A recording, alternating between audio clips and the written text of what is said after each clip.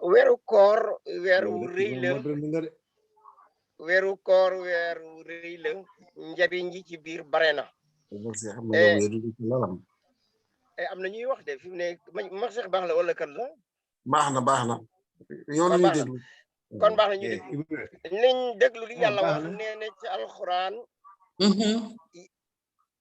ya ayyuha alladina amanu kutiba alaykum siyaamu kama kutiba ala alladina min qablikum laallakum tattaqun mu ne yéen ñi gëm bind naa ci yéen faratal naa ci yéen woor weeru koor dafa mel ne dañu ko ne yàlla waaw lu tax loolu mu ne laallakum tattaquuna ndax ngeen mën a ragal yàlla kooku sabab la ci lu tax ñuy woor soxna Touré Khady Touré mu ngi doon wax ngeneelu koor ngeneel bi ci jiitu yàlla da ko dal di wax ne ndax ngeen mën a ragal yàlla apprentissage la ngay def li yàlla digle ngay moytu li mu tere xoolal loolu mu ngi commencé ci nga def li ñu digle muy farata koor mu nekk farata bon julli nekk farata natt asaka nekk farata aji makka nekk farata ay ponk la koor daf ñuy fàttali ne yooyu da ngeen ci war a ngooy da ngeen ko war a téye et sensu ragal yàlla boobu yàlla moom nga xam ne moom la yàlla tuddi ci aaya bi bokk na ci it li yàlla tere nga bàyyi ko maanaam li nga xam ne dafa dagan nga def ko surtout loo xam ne farata la ak ya nga xam ne du farata mais nga téye ci li daganul nga bàyyi ko xoolal ci koor da ngay jàpp doo lekk doo naan leneen lu yàq koor doo ko def bu jant so te da ngay gis ne sax yi ñu lay tere ne bu ko def lu ci bare dagan na pour nga def ko bu añ jotee ma Cheikh Ba bëgg na jël ceebu jënam naan ataaya loolu lu dagan loolu soo ko mënee mu dagan nga muñ ko muñ kon leneen loo xam ne daganul su ñëwee di nga ko war a muñ wax dëgg yàlla dagan ko waaw di nga ko mën a muñ kon su boobaa ñu seetlu nag noonu mu ko ubbee yàlla ni mu ubbee aaya boobu yàlla li mu ubbee aaya boobu ni mu ko dalee mu wax ay attey koor ba fa mu koy jeexale mu répété waat ragal yàlla bi mu ne man yàlla noonu laa leen di joxe atte yi ndax ngeen mën a ragal yàlla ni mu ko tàmbalee la ko jeexale diggante ñaari verset yooyu nag mbir yu bare ngi ci ñan nañ wax nag ci ngëneel yi xëy na ci atte yi bu dee am na ay question réponse comme soxna Khady ni mu ko waxee bu ñu demee ba am fu ñu mën a daje ñu mën a dugg ci détails yi mais tey dañuy gis rek njariñ yi lu tax ñuy woor d'accord li ci jiitu mooy ragal yàlla boobu ñu wax li yàlla wax ci ragal yàlla li ci topp mooy bu ñuy woor koor gi dañuy jàngal muñ bu dee yàlla daf la nattu muñ bu dee da nga feebar muñ bu dee da nga ñàkk muñ bu dee da nga am loo xam ne lii boo ko defoon mooy yàlla lay doon nga muñ muñ it ci sa jàmmu yàlla nga continuer di ko def yooyu mooy ñetti façon muñ bi nga xam ne donc da ngay mooy ci jàmmu yàlla muñ bi nga xam ne day tax doo mooy yàlla muñ bi nga xam ne naxar bu amee nga muñ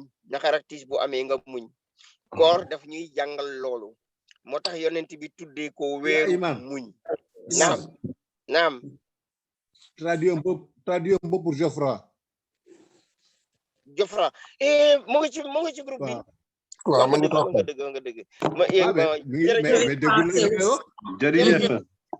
jërëjëf parce que xaw ma woon ne connecté wu na donc il faut faire la traduction une bonne fois nga def ko en français ñëpp dégg nañ français dañ koy def une bonne fois en français mais Geoffroy waay ñu musal ko ci tuuti rek Geoffroy Enoba Massa Bay day tooñ dégg la wolof de mais bu ko defee français ñëpp dégg nañ problème par français la non boo ma la gën a dégg wolof ma sax yow Bon, Imam, tu es dans la voiture là? Ah, Imam? Eh, ça c'est des détails. C'est des détails, ma chère. Amuñu temps pour dugg ci détails yi. Ouais, tu es dans la voiture là. Tu es solo mooy Imam boîte yaa moderne, ngi koy hein? dégg baax na. Imam moderne que da ngay connecté dans la voiture. Mané, ça c'est des détails. On n'a pas le temps pour ça. Yàlla baax na. Mané, Yàlla baax na léegi wolof nga nag léegi. Revenons à nos moutons. Léegi Imam wolof nga. Non, à nos moutons, le temps passe. C'est bien de le dire en français, quand même. Oui, un peu, oui, c'est ça. Un peu pour les francophones. Les jeunes et les francophones. Oui, pour les francophones, on a cité le verset où Allah parle du jeûne, disant que, vous les croyants, nous avons prescrit le jeûne comme on l'avait fait à ceux devant vous, ainsi atteindrez-vous la piété. Donc là, ça montre que Allah nous a prescrit le jeûne. La cause, la raison, pourquoi il a donné la réponse, c'est pour qu'on soit pieux. Et être pieux, c'est faire ce que Dieu te demande de faire et éviter ce qu'il t'interdit. Et je disais que quand tu arrives à t'abstenir des choses licites, ça t'aidera de pouvoir t'abstenir des choses illicites. Après, j'ai donné un exemple, il rigolait avec ma chère Ba, qui aimerait bien avoir son tchéboujen à midi, mais avec le mois du Ramadan, il ne le fait pas. Donc, avec autre chose, ça va être plus facile, quoi. Avec autre chose interdit, ça va être plus facile. Et j'ai dit aussi que... am na yu bokk aussi. Ma chère Ba. Ma ne, yow ñi mel ne yow dañuy nëbb di lekk ñëpp ko xam. ñi mel ne yow dañuy nëbb di lekk ñoom. Ma ne xoolal fi mu toog ni mu lëndëmee rek buy xëdd dafay xëdd ba naaj wi génn mu naan maa ngi ci lëndëm bi. Kon ñu def noonu. Bon, après je disais que regardez Dieu au début des versets du jeûne, il a commencé par la piété, et même quand on suit les versets du jeûne jusqu'à la fin, il a reconfirmé cela. Cela montre que, parmi les raisons ou le pourquoi du jeûne, c'est justement pour faire l'apprentissage de la piété. Ça va améliorer la foi en Dieu. Le jeûne aussi nous apprend la patience et l'endurance.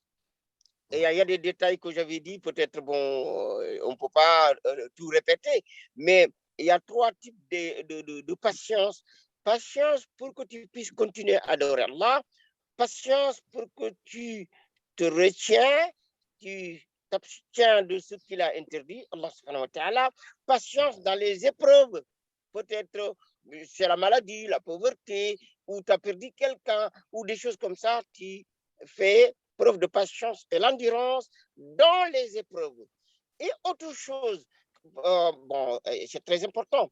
Jeûner le mois du Ramadan, ça efface les péchés, ça nous rapproche d'Allah subhanahu wa ta'ala. Le prophète dit, yàlla dafa wax, yonent bi wax aussi, yonent bi li mu wax, mu ne bokk na ci njariñu koor boo wooree nga def say julli ne ma waree nga naafile ci guddi yàlla faral la say bakkaar. Parmi les bienfaits du jeûne, le prophète dit, celui qui jeûne le mois du Ramadan, la nuit, il a fait ses prières du Ramadan, cela efface ses péchés. Et il y a une version qui dit que tes péchés d'avant et les péchés d'avenir. Donc, c'est très important de jeûner le mois du Ramadan. Et autre chose, c'est très important aussi, et tout ce que le prophète dit est important. Et là, on jeûne. Regardez, on a faim, on a la soif, et on pense aux pauvres là, qui ont ça pendant le Ramadan et après le Ramadan. Là, l'importance, la chose qui est importante, c'est qu'on puisse penser à eux et venir à leur aide, à leur soutien, et venir être solidaire avec eux. Cela, c'est pas seulement pendant le mois du Ramadan, mais ça doit continuer après le Ramadan. C'est pour cela, dans le monde musulman, pendant le Ramadan, tout le monde est là pour faire beaucoup de choses, pour mener des actions de solidarité. Le prophète dit, Il y a un il y a bruit. quelqu'un qui parle. Assalamu alaikum wa rahmatullah.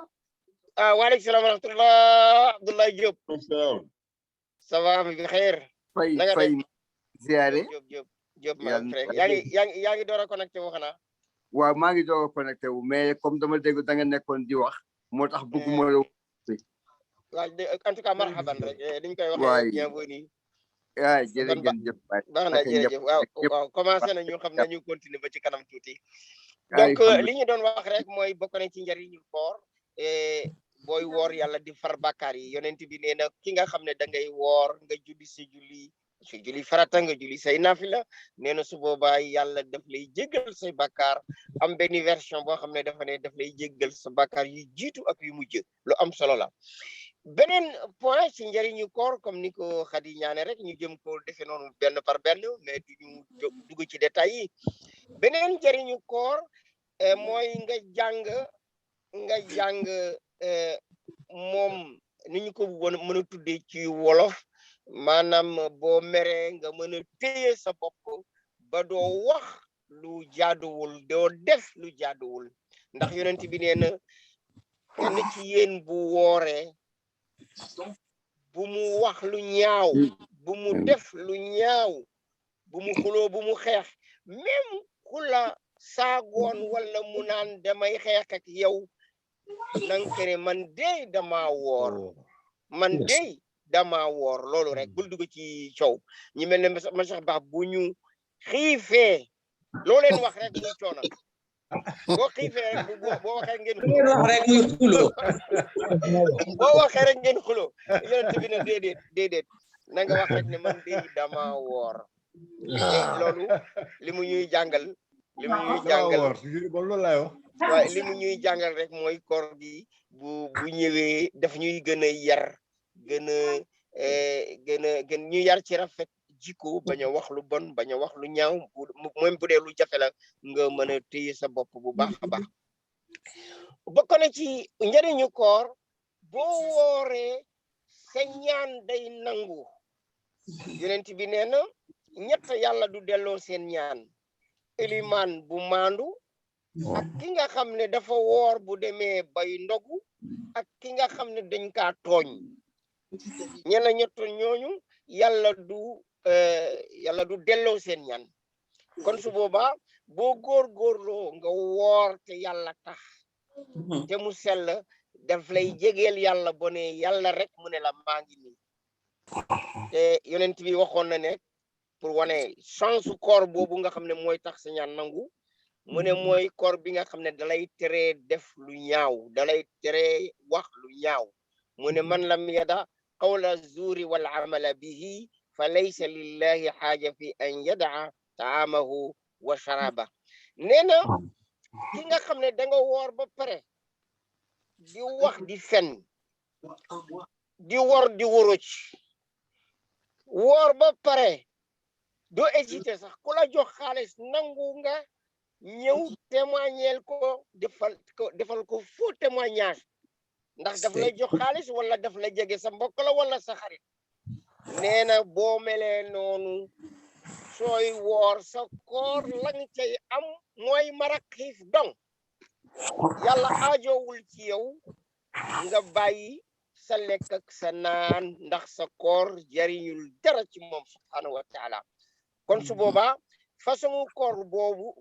façon koor googu mooy tax nga jege yàlla ba soo ko nangoo mu nangul soo ko wooree mu nangul ngeen baal ma de soo ko woowee mu nangu sa woote soo ko ñaanee mu nangu sa ñaan loolu laa bëgg a wax donc pour les francophones on a dit que regardez quand on doit jeûner il faut penser à quelque chose de très important c'est que quand on jeûne Allah efface les péchés quand on jeûne aussi Allah exauce les doigts, les prières.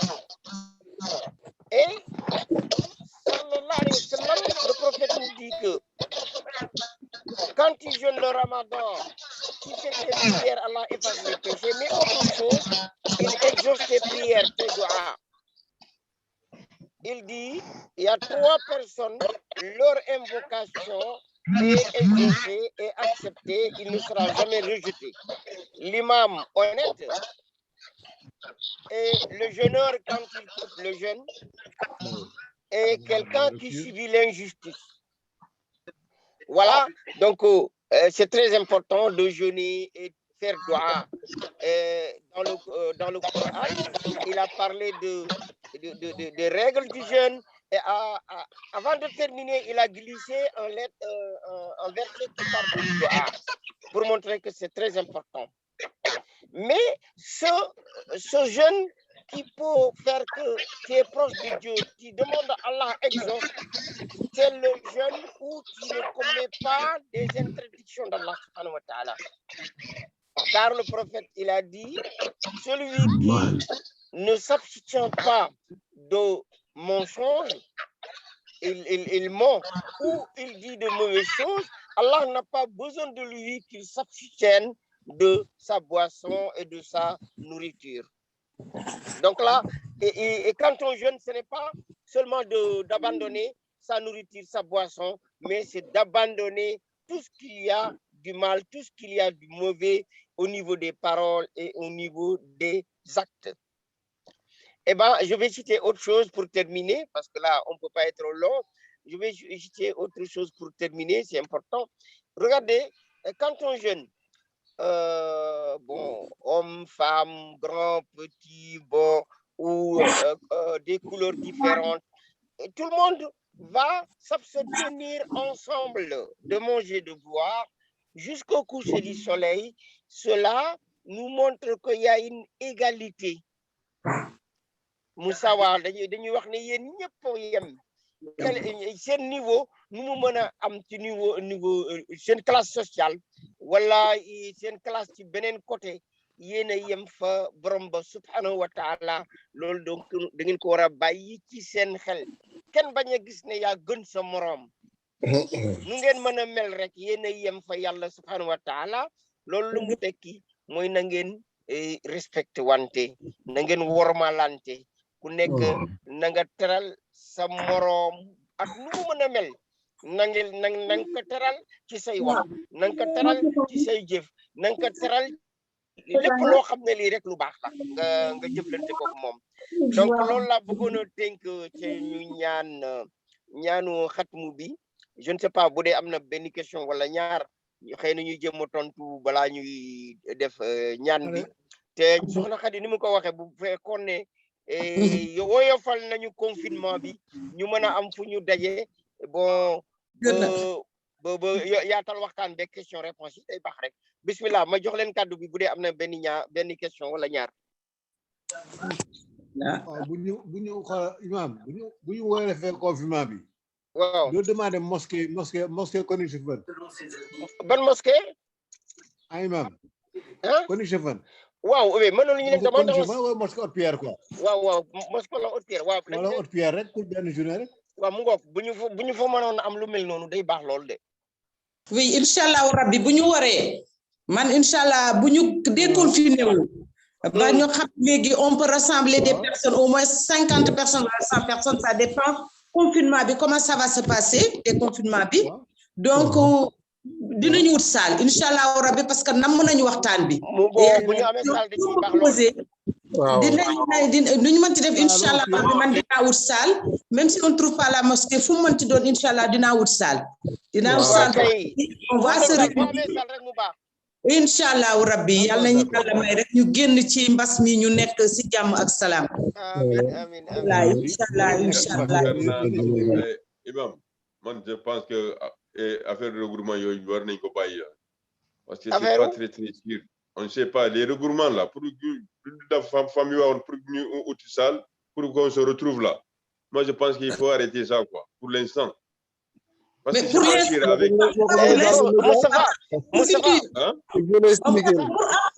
Moustapha ça se discute parce que si tu dis ça peut-être il y a une raison pourquoi tu le dis et quand on améliore les choses ou quand on améliore les choses, rien n'interdira ou rien n'empêchera qu'on puisse se rencontrer et discuter, lire le Coran, questions-réponses, c'est des bonnes choses. Bon, Pourquoi si on doit laisser tomber telle ou telle chose, c'est pas grave, mais bon, la rencontre, ça serait une bonne chose. Si vous voyez que parce que la semaine passée à Paris, il y avait un petit mariage là, pour ramener de inviter nit ci këram pour ñu ñëw def mariage doomam am na benn doomam boo xam ne dafa am corona nit yi dem foofu il y a eu beaucoup de contaminés j'ai un oncle même qui est décédé de ça il y a une semaine de ça. non waxuñ la daal di média dañ la dañ koy xool actuellement il faut dans le futur oui après voilà passez quoi. Oui. Il faut que tout le monde soit vacciné. Allez vous vacciner. Il faut que tout le monde. Moi, je pense que. Allez vous vacciner et c'est bon. N'ayez pas peur. Allez vous vacciner.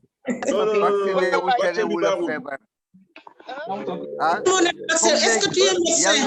Vous n'êtes pas médecin pour dire que c'est pas bon le vaccin. Allez vous vacciner pour qu'on ait notre liberté et que tout le monde, on va sauver notre famille, on va sauver tout le monde. C'est le vaccin qui peut nous sauver. Voilà, c'est pas le débat d'aujourd'hui, c'est pas le débat, mais il faut y penser. Maintenant, bon, moi, je pense que tout dépendra de l'évolution de la maladie. waaw Il y a une amélioration et je pense que rien ne s'y oppose que nous je pense. Voilà, on va y penser, Inch'Allah. Inch'Allah 2020, Inch'Allah heure buñ ko mënee rek. waaw Inch'Allah.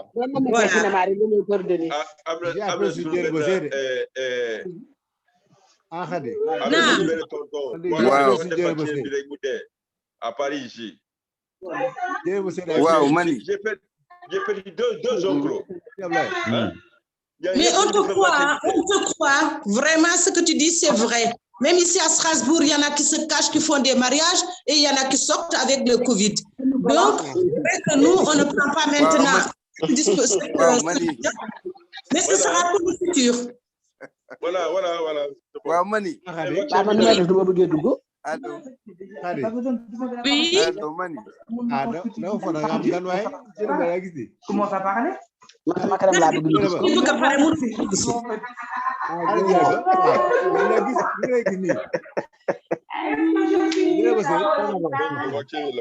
Appuyez cette vidéo. Appuyez cette vidéo. Ah, waaw. En bas à gauche. Voilà. Salaamaaleykum. Waaleykum salaam. maa ngi nuyoo di ziar. Kooku la moom la imam Faye. marhaban waa jërëjëf. Laay maa ngi ziar ñëpp. di baalu ñëpp tey sàkku ñaan yàlla man ko tey sàkku ñaan rek. waa ñu ngi leen di ñaanal ngeen bañ ñu fàtte ñaan. Amin ya rabbi amin kenn du leen fàtte inshallah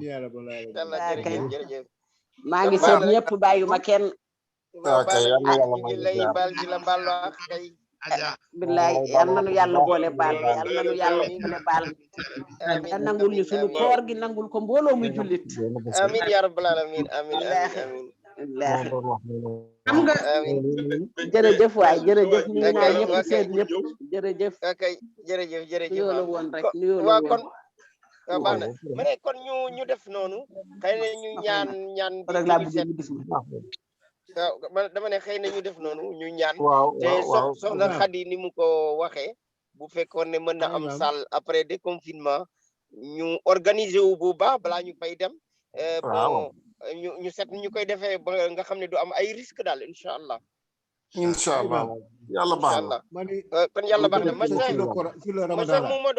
ma sax mu ma doon toon ci bi ñuy dal affaire bi naan yaa ngi ci biir oto léegi nag mën naa wax lu tax parce que ñun dañu am ñaari daje ci jàkk bi te suñu rendez-vous bi mënuma ko annuler ma génn ci biti ma ne naa def ak yéen loo xam ne lu yema maay lay doon ma door a dellu ci réunion bi waaw dama génn ci imam moderne nga mais oui mais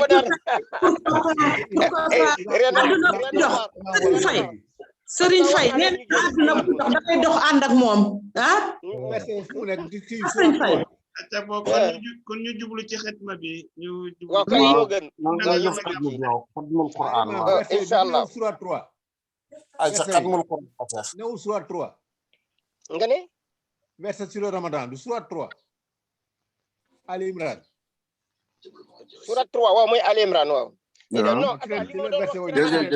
non verset yi mu ngi ci suratul Baqara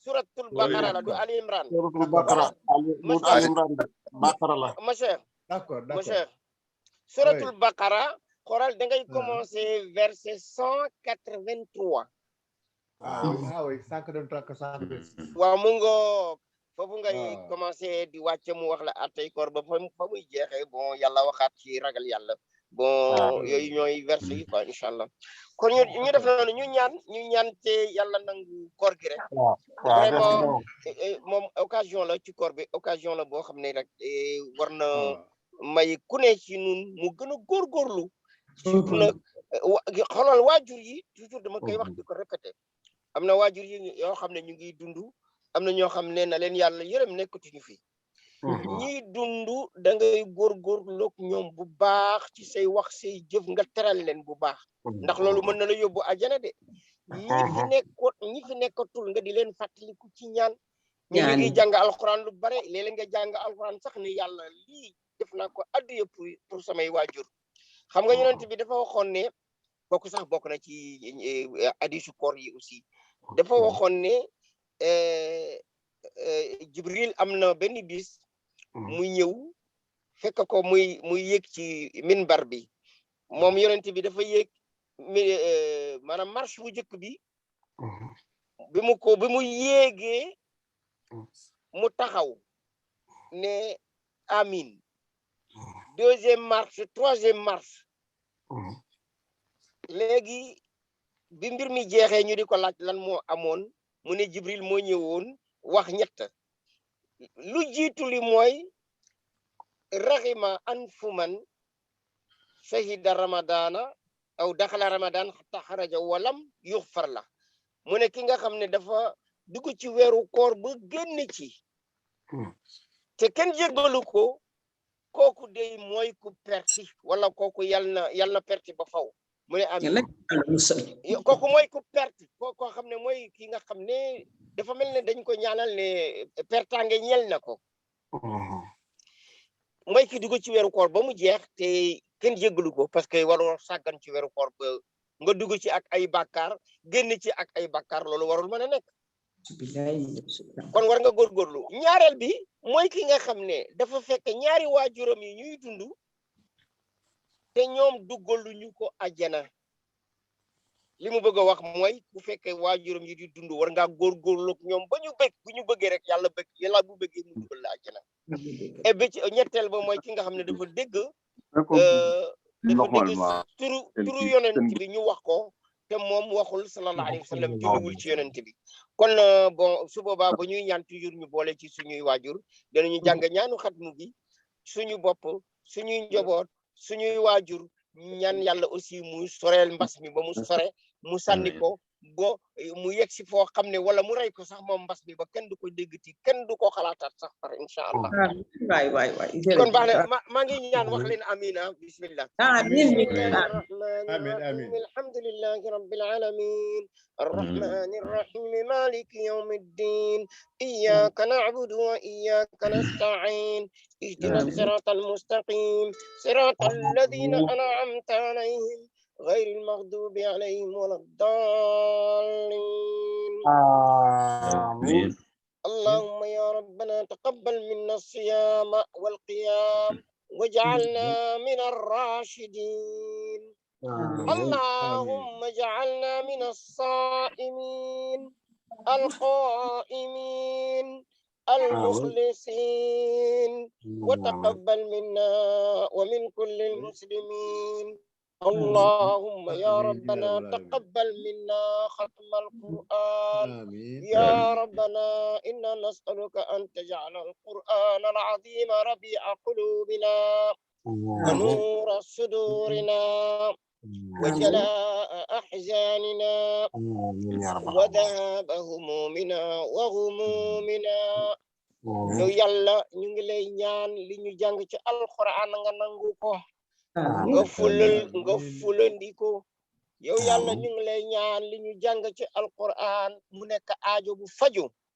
yow yàlla ñu ngi lay ñaan li ñu jàng ci alquran mu nekk musluwaay ci ñun ak suñu njaboot yépp yow yàlla ñu ngi lay ñaan koor gi nga xam ne dugg nañu ceeg jàmm yal nañu ci génn ak jàmm ak salaam yow yàlla ñu ngi lay ñaan nga nangul ñu suñu koor nangul ñu suñuy julli nangul ñu suñuy sarax nangul ñu suñu lépp lu baax te jéggal ñu lépp loo xam ne teguwul ci yoon آمين يا رب العالمين ويا أكرم الأكرمين آمين ويا أرحم الراحمين اللهم صل على محمد وعلى آل محمد كما صليت على إبراهيم وعلى آل إبراهيم وبارك على محمد وعلى آل محمد كما باركت على إبراهيم وعلى آل إبراهيم في العالمين إنك حميد مجيد سبحان ربك رب العزة عما يصفون وسلام على المرسلين والحمد لله رب العالمين ngeen jéggal ma de maa ngi dellu ci gaañi sëñ Ibrahima mën na continuer mu ñaanal leen ci wolof ñaanam yi ñoo dàq sama yos sëriñ Boubacar xaw ma mu ngi fi wala déet waaw maa ngi fi kay maa ngi fi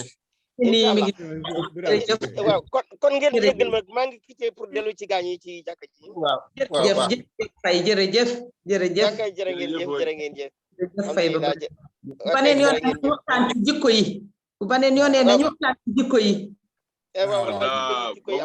waxtaan ci jikko yi waaw jërë ngeen jëf inshallah fay jërëjëf aywa baax na Koulibaly Oui, ma chère. ban Diédhiou la Diédhiou, je ne sais pas xaw ma kan la. Assane la wala Je ne sais pas. waaw xaw waaye ma su dee mu ñuy dégg su dee mu ñuy dégg parce que loolu tax bind Diédhiou rek la bind xaw ma kan la su dee ñu Abdoulaye Seck a ngi nii man asalaamaaleykum c'est Diédhiou Assane la ban Diédhiou la Assane la waaw maaleykum salaam Assane Diédhiou Assane na nga def waaleykum waaleykum salaam na nga def ñoo ngi fi rek nañ ci jàmm alhamdulilah maa ngi jërë maa ngi nuyu ñëpp di sant ñëpp alhamdulilah wallaay feneen la jërëjëf alhamdulilah imaamu noonu dem na imaamu noonu dem salaamaaleykum wa rahmatullah Abdoulaye salaam def waay ba jàmm ngeen yéen Jóob yow yaa nga Sénégal ah ça va alhamdulilah jàmm rek Jóob maa ngi yaa nga Sénégal maa ngi Auvergne yaa ngi Auvergne waaw woy ma ne ko woy na ngeen ci jàmm ñu si jàmm yàlla na jàmm yàgg alhamdulilah ana Serigne way yow buloo ñëw nga de non mais dafa sedd ba tey sedd bi jeexagul kookan sedd bi jeexagul mais yow yàgg nga foofu da nga am ñaareel foofu mara moom bàyyi